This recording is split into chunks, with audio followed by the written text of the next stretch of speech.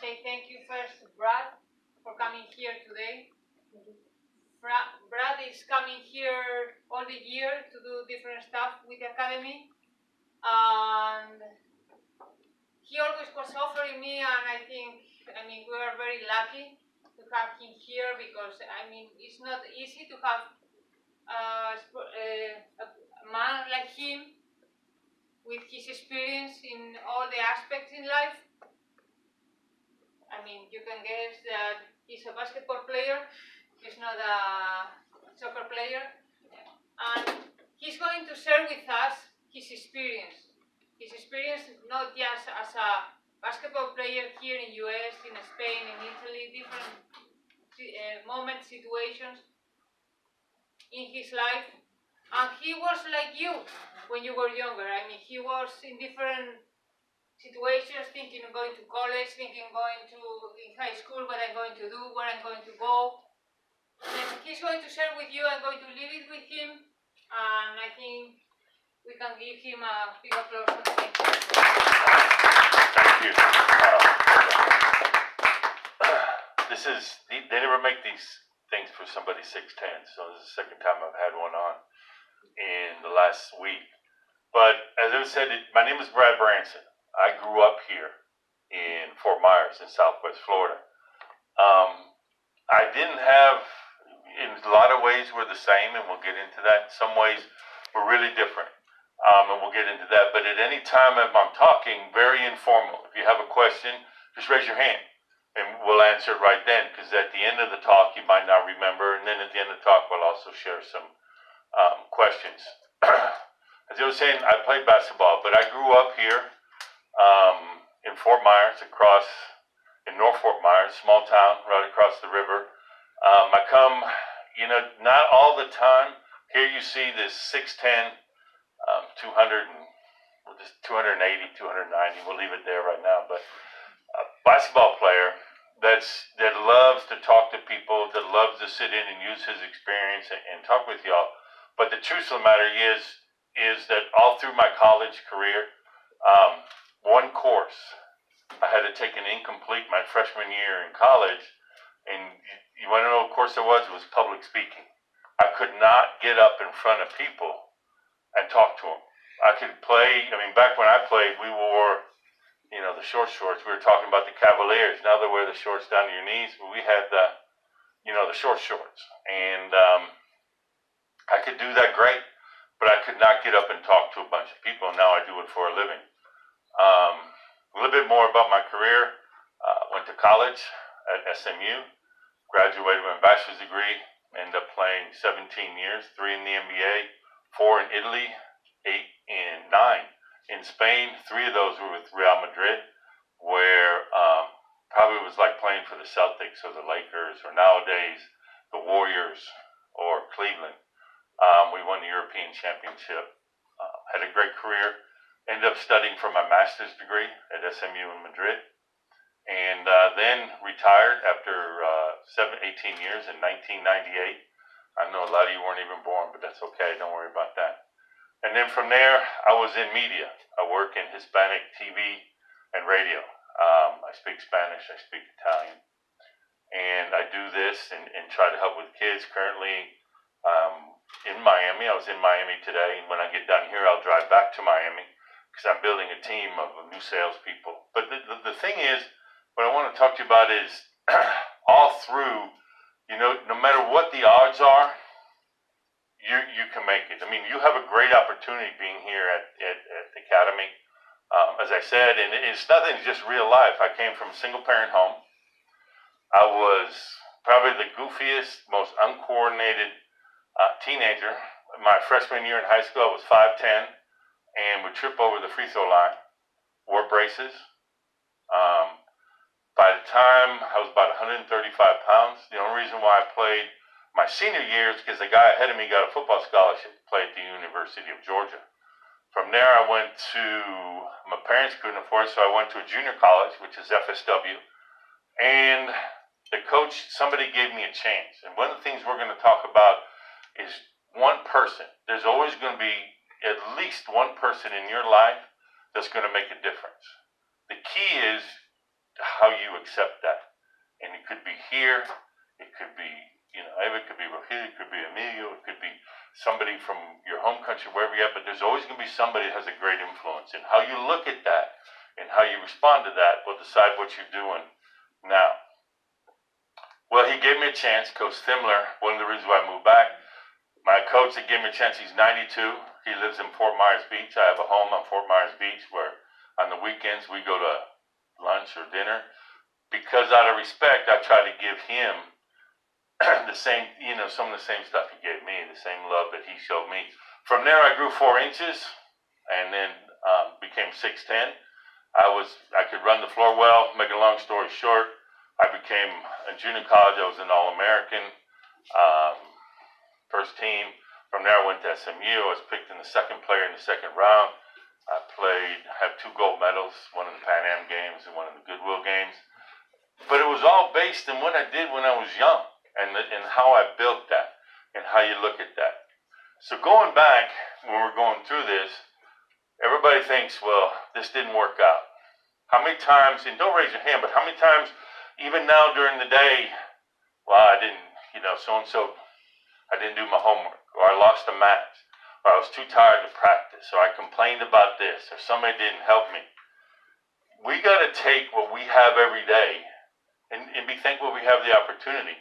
I mean, everybody here is what, from 12 to 18, right? How many seniors are here? All right, good. How many, a lot of times when I go and talk to kids, especially 6th, 7th, and 8th graders, with those 8th graders in public school are on the top of the feeding chain. Kind of like here, the 18-year-olds, the ones that are seniors, they're stronger, they're faster. I'm not going to say how many of you younger beat the 18-year-olds, but I don't want to get into all that right now. But it's the same thing in real life. Do we respect people that are coming up? Do we remember how it was? Does everybody remember their first day here, whenever it was this year, last year, or 2 years ago? Yeah. How many been here multiple years? When you were here, your first day in here, did it feel normal? Did it feel like you were very confident to come in? Did you know the system? Did you know who your coaches? Did you know what you were doing? You kind of felt uneasy, right? How would you like to feel that every single day all through high school? How would you like to feel that growing up and playing in college? How many, when you go out and play, do you know for sure every time you play you're going to give your best? You try. But what's it a question of?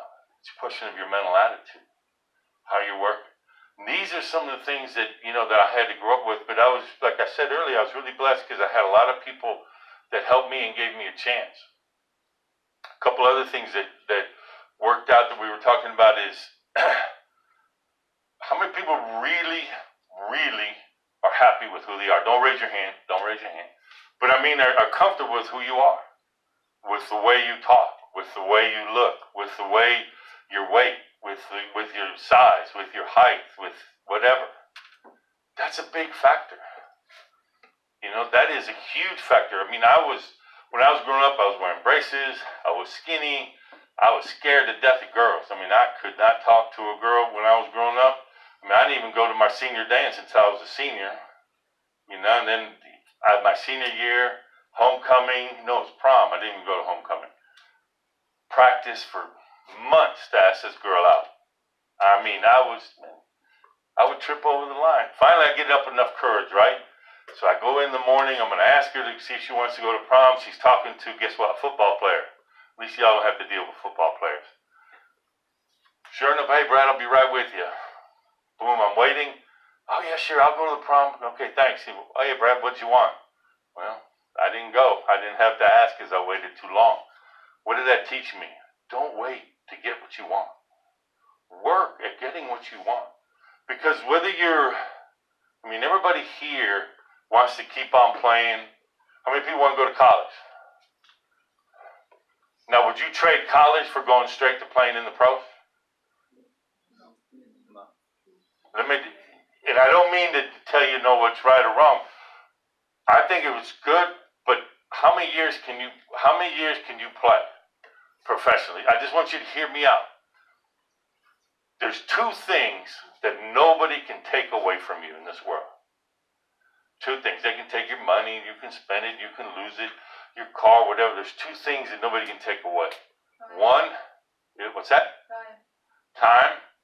But two things they can't do is who you are, the uniqueness of who you are, and an education. An education will stay with you forever. And I know, I can tell you stories of people. Let me tell you the story of a rookie in the NBA. In today's NBA, you get drafted, no matter if you're in, unless you're in one of what they call the lottery picks, bottom of the first round, second round, third round, you get drafted, you sign, it's already negotiated. You get a 3-year deal. 2 years guaranteed, 1 year option. 2 years guaranteed at $3.5 million. Your option years at $7 million. But if you're that 7th, 8th, 9th, 10th, 11th, or 12th player that's making $3.5 million, that's a lot of money. But when your option comes up and you're not playing, what is the team going to do? Renew your option for $7 million or get another rookie at 3.5 and release you? You think, wow, but I made $7 million. You made $7 million if you're lucky, because there's only 368 players in the NBA. And today, NBA, over 40% are from foreign countries. And we'll get into that in a minute. So, if you're the owner, what are you going to do? You're going to sign somebody and pay them twice as much, or sign somebody for less that doesn't play? It's the same. I mean, to get up into, and remember, Hill, you can help me here, to get up into where you play and making millions of dollars, you have to at least be in the top 100, right? At least. Not talking about the top 10, the top 100.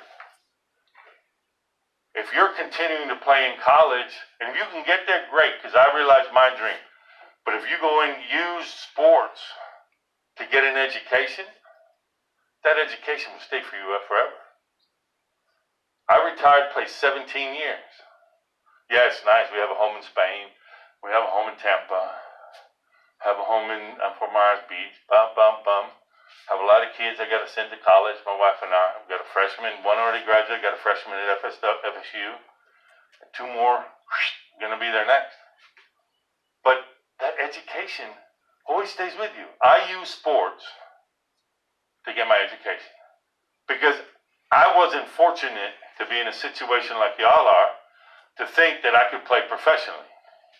So I graduated from high school with a 3.2, got into junior college, played at junior college, graduated, same by 3.3, went on to SMU, and then played and then used basketball to get my master's. And to this day, I use my Master of Business Administration. Next year, I will probably in August get out of the radio business and start teaching. You know, something to do, keep me good, but I really like giving back. But I couldn't do that if I didn't. So the ones I want you to think, and I think it's great to follow your dreams, but have a backup plan. Because those people that made that $7 million no longer have the money. And then what are you going to do? Use it if you can. Use your sports to get an education. I would tell you that. But you have to know yourself. I had a desire to be the best I could. But how was I going to do that when I didn't like who I was? So I came up with this idea that I would have my first 15. We were going back then what I call my first 15. And I'll tell you, because there's always something that you think you can do better. Or how many times do we look at somebody else and think we want to be more like them? You know? But you got to remember that you're unique. You each have, everybody here has something special about you. You were made specifically to do what you're going to do. Some are taller, some are smaller, some, everybody's different. But know your potential.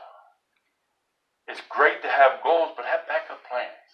Know that you can do whatever you want to do because the people around you are going to go.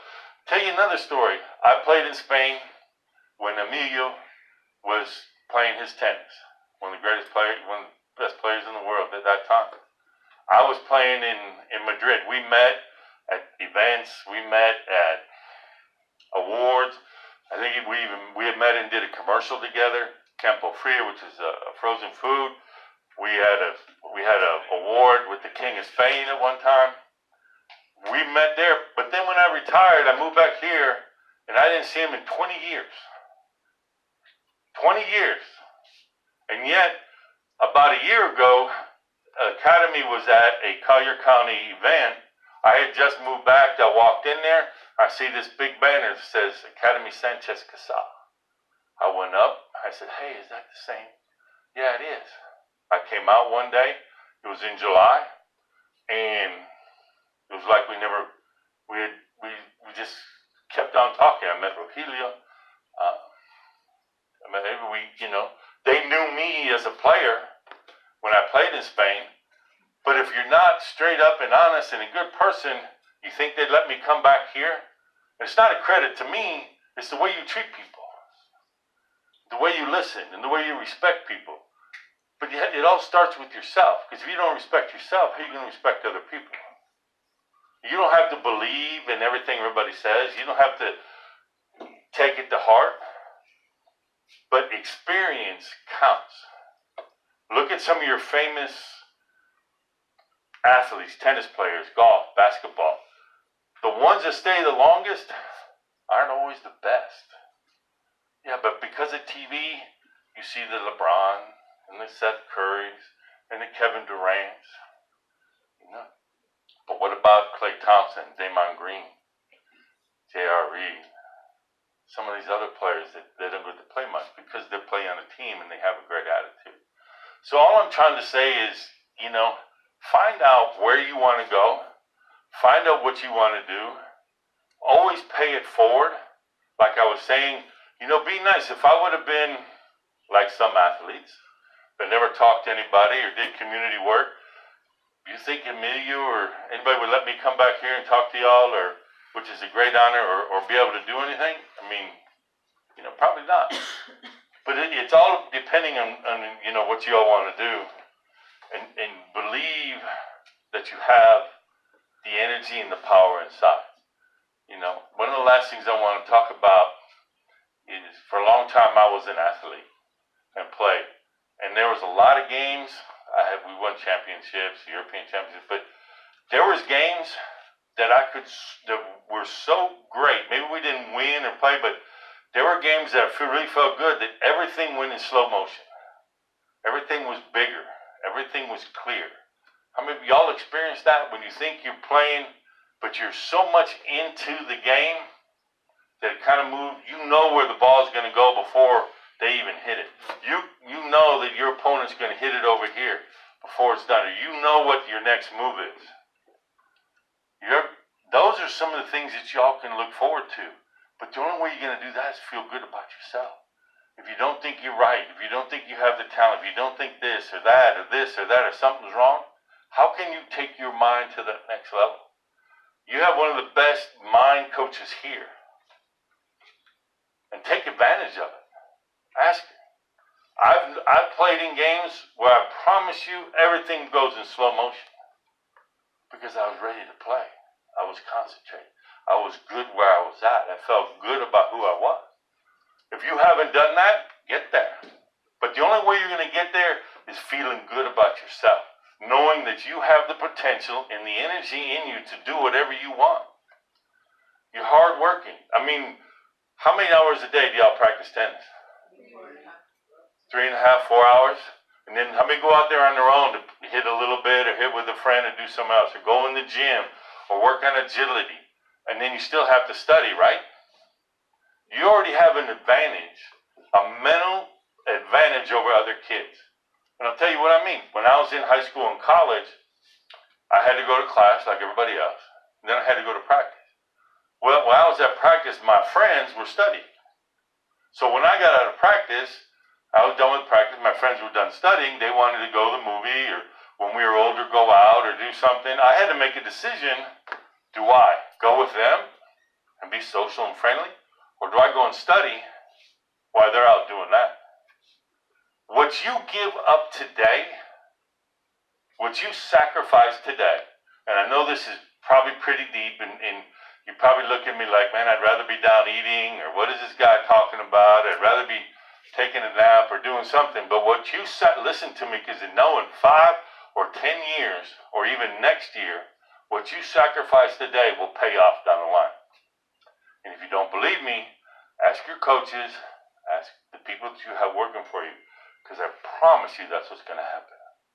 And it happened to me, because I had to make a decision. Do I get my education? Do I continue to practice? Or do I hang out and be social? It's a lonely world at the top. To be the best you can, but it's not only in sports. It's in business. It's in what you do. Because no matter how long you played, I played for 18 years. You know the average time in the NBA? 2.5 years. Average time in the NFL? A year and a half. But with social media and the TV and all the TV channels, you see LeBron James played 13 years, Seth Curry's in his 12th year, KD came right out of high school, 1 year at Texas. You don't see what's behind the scenes because that doesn't sell. That doesn't sell the money. But what you do today will pay off tomorrow. You know, and the only way to get there is believe in what you're doing. Just believe in yourself, believe in what you're doing. Do the best you can. This is such an amazing opportunity. I think, you know, everybody's real fortunate and blessed to be able to do this. But everybody has a right, you know, to shine. You just got to find what is yours. You just got to find out where your moment is to shine. And remember that what you work on today, you might not see the payoff until later. But I guarantee you from experience, playing 18 years, that what you do today will pay off. And you don't know who the person sitting next to you. The person sitting next to you might go higher up on the rankings than you. Or you might go higher up for them. Or you might work for them one day. Or they might work for you. Always remember that no matter what you do, be nice. Say hello. I talk to a lot of kids and they go, my teacher doesn't like me. My coach doesn't like me. I play with players that were great players that said their coach didn't like me, but none of these people reached out and said, good morning. One of the things that I do in my companies, every time I get in, whether the guy's the director or the owner or co-partner or the janitor, I say good morning to everybody. I treat everybody with a smile because you don't know tomorrow. I mean, things come and go. I've seen players lose $10 million in 1 year. I know players that played in the NBA that spent over $1 million on cocaine and still play. I'm not saying you're going to do that, but what you don't know is what's going to happen. You know, they have a famous saying, treat others the way you want to be treated. How many times do we do that? How many times do we do that? You know, and it all comes back into the end. But, you know, I'd like to go into, you know, a few other things. I think what the biggest thing is that shine, have a good time, always enjoy, and know that you're the best thing. You know, one of the things that I've done when I was shy and skinny and wore braces and my ears were so big and I couldn't talk, and I would when I was brushing my teeth, I would just look in the mirror and say, I'm happy with what I see. I'm trying to do the best I can. And that's pretty corny and it's pretty, you know, probably think it's pretty stupid. But if you don't feel good about yourself, and if you don't think you can do, you know, what you want, and you can succeed, and you're the best person you can be, what are other people going to think about you? How are you going to, you know, enjoy other people? So, you know, enjoy, have a great time. Seniors, I wish you the best of luck. I hope you get to college or become, you know, where you want to go in life. The ones that are returning, hopefully, I'm sure I'll see you again. Give me a pleasure to come back and talk. But, you know, just enjoy. I mean, just like you gave me the time today to shine a little bit with y'all, I hope you all over the summer and the rest of your life have a great time to shine. Thank you very much. Questions? Anybody have any questions? No questions. Yes, sir. What team were you on in the NBA? I was with the Cavaliers and the Pacers. I was drafted the second player in the second round by Detroit, but then the ABA merged and I was traded to Cleveland. And then from there I went to Italy. Yes, ma'am. What do you think you did to like change from like going to high school and Like, you didn't think you had a chance to play professionally until going to the NBA? You know, two things happened. One, I was given an opportunity to continue playing, and I did a lot of that work. I mean, I went out and every morning I just believed in myself and played. I mean, it helped that I grew. I was a late bloomer, and I grew into my body. I grew 2 inches. I also played every day. I mean, we didn't have the opportunity here, but I went to MLK. It was Anderson Avenue. I went and played in what we, in my time, called the barrio, and played on an asphalt court with steel rims and metal nets, and got my butt kicked every day until I got tougher. Then I kept on playing. But you know, it was surrounding myself with people that would help me and that were positive for me and that wanted me to succeed. And I think that's the key. Anybody else? Yes, sir. So, of the people that you mentioned that were really close to you, that were important in your life, what would be the best piece of advice that you would say they gave you? You know, the closest one to give me my best shot was like a father figure, was Coach Stemler. And, you know, what he told me was, you know, two things. One, just do the best you can. And whether you win or lose, or play well or don't play well, knowing that when you're done and you look in that mirror after you shower, you know you did the best you can. And learn. You know, don't think you know everything. Learn new things. Even today, and I'm 59 years old, and I learn something new every day. I learn, you know, and as long as you can learn, have yourself is just, you know, try the best you can, be positive, and know that, you know, you gave your best effort. And listen to people. It's hard sometimes. I have a son that is a junior. He doesn't like basketball, which is fine. He's a great artist. He paints really well. But he, you know, when he wanted to play, he didn't think I could tell him how to shoot a free throw. I shot 92% for my career, so I think I could shoot. But, you know, you got to be able to listen. And I use him as an example. I can't even draw a tic-tac-toe box. And yet, he's a pretty good artist. So, just listen and be open to new things. Anything else? All right. Well, yeah. Who's your favorite basketball player right now in the NBA? The best? Your favorite? My favorite and the best, and the player that I got to play with on 2 national teams, and to this day is probably the best player that Evolution played the game, was Michael Jordan. And okay, let's go into this discussion. LeBron? The young people, everybody who thinks LeBron's the best player. No. All right, Kobe. Who do you think? Kobe. Let me tell you why I do that. Because to me, basketball is not just scoring. When you're a great player like Magic, Bird, Kareem, when you get to that level, what makes you that half a percentage better is if you bring the other team and the opposing team up with you. If you raise their level. Michael Jordan was a player like that. Larry Bird was a player like that. You know, Magic was a player like that. Kobe, if you're able to bring the players around you up a level, I played with a guy like that in Real Madrid, Juan Corbalán. Corbalán was probably the best guard that played in Spain for a long time.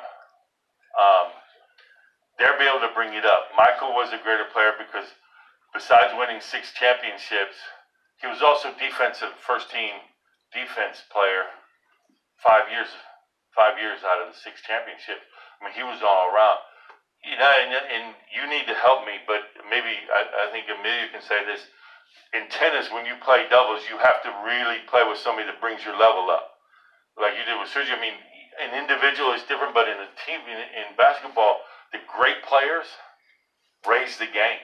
And I think and I'm learning more and more about your sport, but even I've seen some matches where a really high-ranked player brings up the level of the other player, it becomes an even better match. And, you know, when you might have a number 1 against a 20 or 23, which is some of the best players in the world, but it raises everybody's level. When you're a player that you can raise the level, but not only in sports, but in life.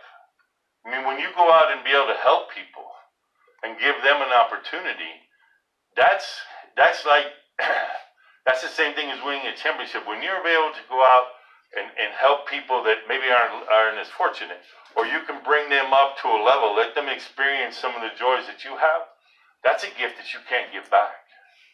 And I think that's why I think, you know, at that time, Michael probably,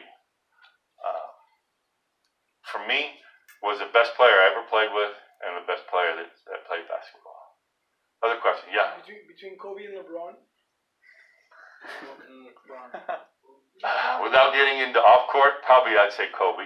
I'm just not a big fan of LeBron. I mean, he's a great player. He's in the top 2 or 3 for sure, top 5. But I mean, then you're getting into how do you separate Kobe, LeBron, Michael, Magic, and Bird. And then I played with all those except for Kobe. Now Kobe, I played with his dad in Italy. Kobe was born in Pesaro, Italy, and when his dad, Jelly Bean Bryant, was playing, I was playing. I don't know if I want to say I had the pleasure, but I had the distinction of changing his diaper a couple times. So I don't know. And in Spain, the same thing. You probably know him, and I knew his mom and his dad, but Enrique Iglesias also as well. We were on some committees. So there's a lot of stories, but we'll save all those stories for another time. Anybody else? Anybody else have anything they want to know? All right, hey, good luck. Thank you very much. Seniors, have a great time. 8th, 9th, 10th, 11th graders, get ready for another hard year. Have a great summer, everybody.